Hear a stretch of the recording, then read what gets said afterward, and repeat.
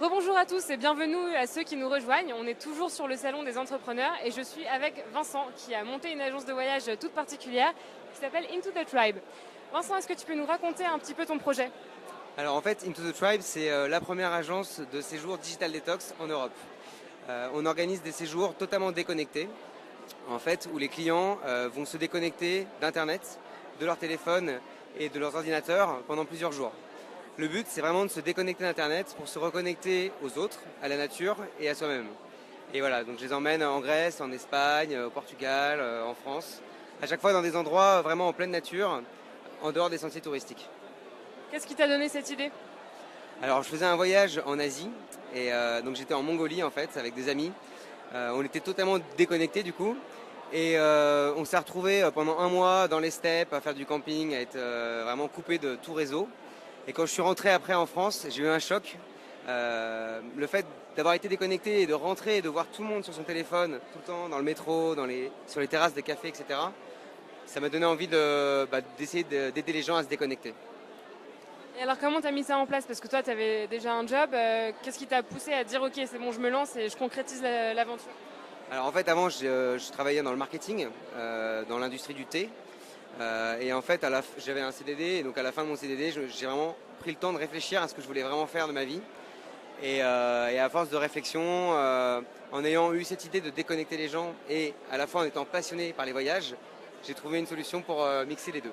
Et c'est là qu'est né Into the Tribe, donc l'agence de voyage. T'as l'impression qu'il y avait une vraie demande à ce niveau-là? Oui, je pense qu'il y a un vrai besoin, notamment dans les entreprises où les salariés sont de plus en plus connectés. Ils vont passer quasiment 10 heures par jour devant un ordinateur. Quand ils sortent du boulot, ils sont sur leur téléphone. Le soir, ils vont regarder des séries. La première chose qu'ils font le matin, c'est regarder leur téléphone. Voilà. On est dans une société de plus en plus connectée et il y a un besoin de couper, notamment pendant les vacances. Et tu penses qu'aujourd'hui, c'est quelque chose qui va être amené à se démocratiser? Est-ce que les gens vont pouvoir de plus en plus faire de digital detox? Je pense que ça va être amené à se démocratiser et je pense que les gens vont de plus en plus avoir le besoin de se déconnecter.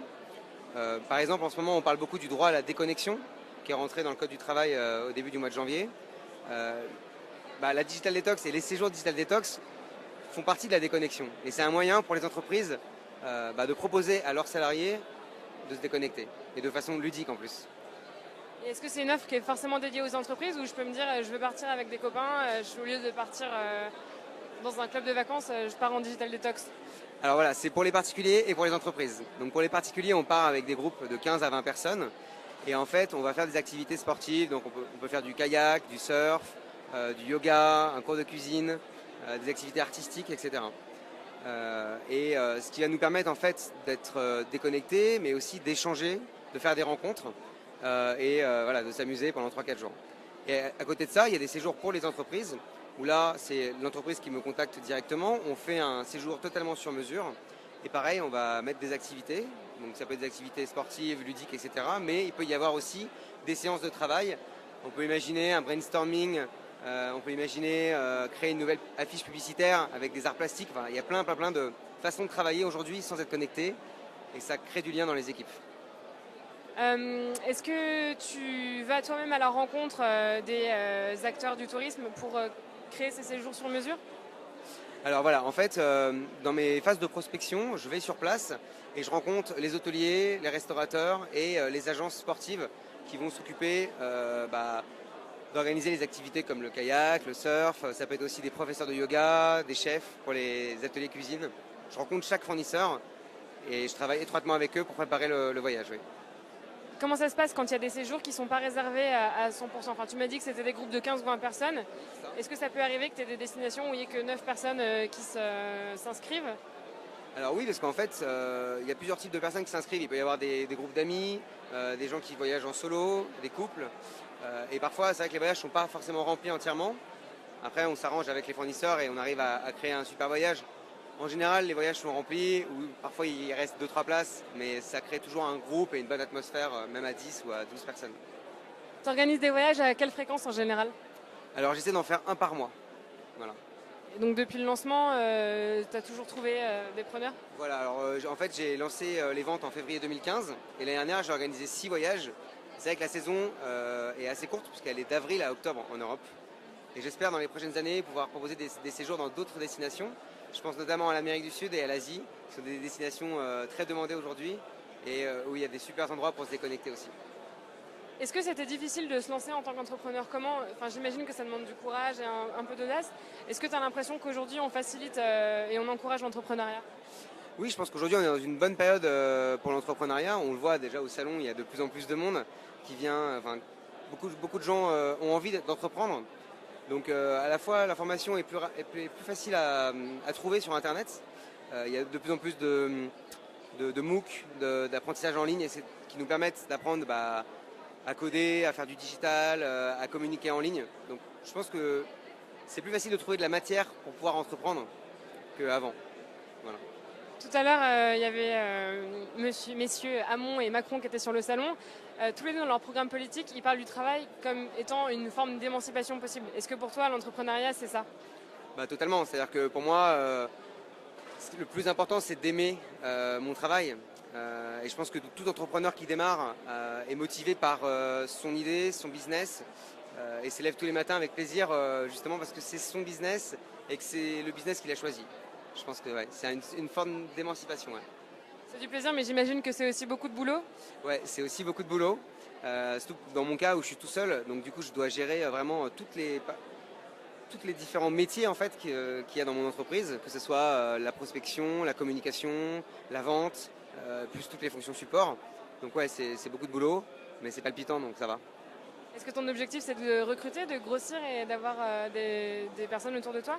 Alors exactement, en fait pour l'instant je suis en train de chercher à lever des fonds pour pouvoir recruter une personne qui s'occuperait de toute la partie communication et web, puisque c'est une grosse partie aujourd'hui de mon travail. Et également travailler avec des apporteurs d'affaires qui pourraient venir m'apporter des business.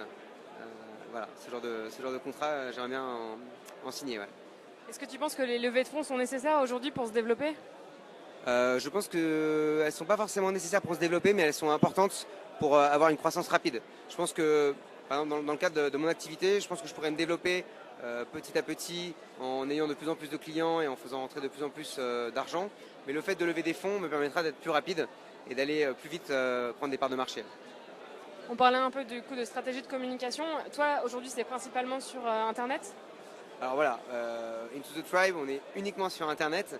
On n'a pas d'agence physique. Et je pense que c'est un peu l'avenir du tourisme. Il y a de plus en plus d'agences physiques qui se mettent en ligne. Donc ouais, pour l'instant, c'est que en ligne. Et je veux dire, tes actions de communication aussi? Mes actions de communication sont à 90% en ligne, mais je fais également un peu de street marketing et beaucoup de prospection dans les salons et de prospection au téléphone pour le côté entreprise.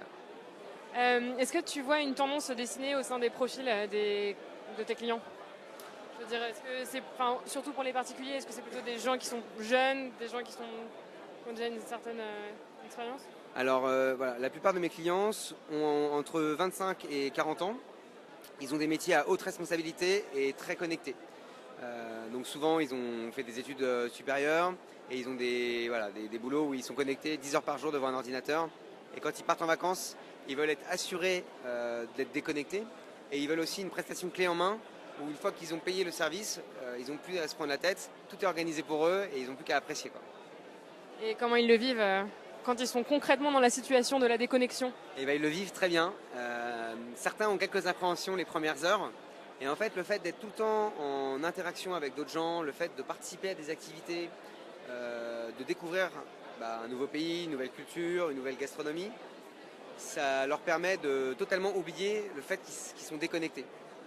Et globalement, quand je prends les avis de mes clients à la fin des séjours, tout le monde me dit c'était super, on n'a pas ressenti un manque, ça a fait du bien. En fait, c'est ça. Et je pense que le plus important, c'est que ça leur fait du bien. Est-ce que tu penses que ça peut changer concrètement les comportements? Est-ce qu'en revenant de ces séjours, on se dit c'est bon, je lâche mon portable à 18h, j'arrête de répondre à mes textos? Alors en fait, ce que j'aime bien faire à la fin des séjours, c'est prendre une demi-heure ou une heure et parler d'astuces et de conseils à mettre en place pour pouvoir continuer la digital detox dans la vie de tous les jours. Donc ça peut être par exemple ne pas regarder son téléphone dès le réveil. Ça peut être donc du coup acheter un réveil, à la place d'avoir son réveil sur son téléphone, acheter un vrai réveil. Voilà, c'est plein de petits conseils comme ça que je donne à chaque client et le but c'est que le voyage Digital Detox soit, on va dire, le déclic, leur faire comprendre que la vie déconnectée, c'est cool, et après, de pouvoir qu'ils puissent avoir les moyens de continuer à mieux se connecter, donc à être plus déconnectés dans leur vie de tous les jours. Le but, c'est que si en rentrant, ils arrivent à ne plus se connecter lorsqu'ils sont à table avec des amis ou en famille, qu'ils arrivent à ne plus regarder leur téléphone quand ils sont en réunion et à pas regarder leur téléphone le matin au réveil, c'est déjà ça de gagner, quoi. Est-ce que tu penses que c'est une tendance qui se dessine? J'ai l'impression qu'il y a quand même plusieurs initiatives. C'est la première fois que je vois des séjours vraiment organisés, mais tu as des espèces de boîtes où tu mets ton téléphone et il se verrouille et tu ne peux pas l'utiliser pendant X temps. Est-ce que tu penses qu'on va réussir un jour à de moins en moins utiliser nos appareils, ou c'est quelque chose, une espèce de cercle infernal dans lequel on ne peut pas sortir? C'est une bonne question. Je pense que le digital prend de plus en plus de place dans nos vies et que du coup la digital detox, c'est un peu le contrepoids, c'est un peu ce dont on a besoin pour couper. Donc ouais, je pense que vu que le digital va continuer à augmenter, la digital detox en parallèle va être un mouvement de plus en plus fort, je pense. Du coup, ce sera deux extrêmes en fait.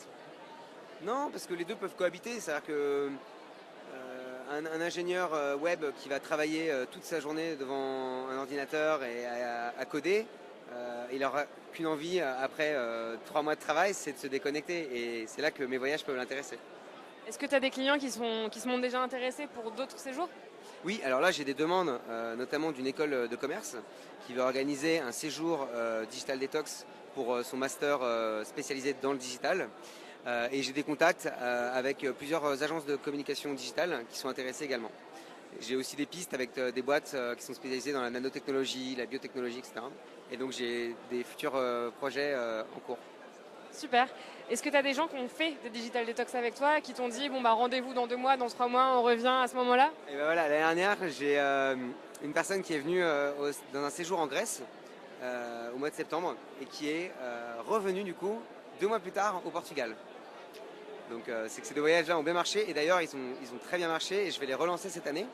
Et donc il y aura un séjour au Portugal fin juin et un séjour en Grèce à Kea, qui est une petite île des Cyclades, au mois de septembre. Est-ce que tes partenaires ils perçoivent la démarche comme étant quelque chose de nouveau? Oui, totalement. Il y en a beaucoup qui sont intéressés et qui me posent plein de questions sur pourquoi j'ai eu cette idée-là, comment ça marche, est-ce qu'on ressent un manque, etc.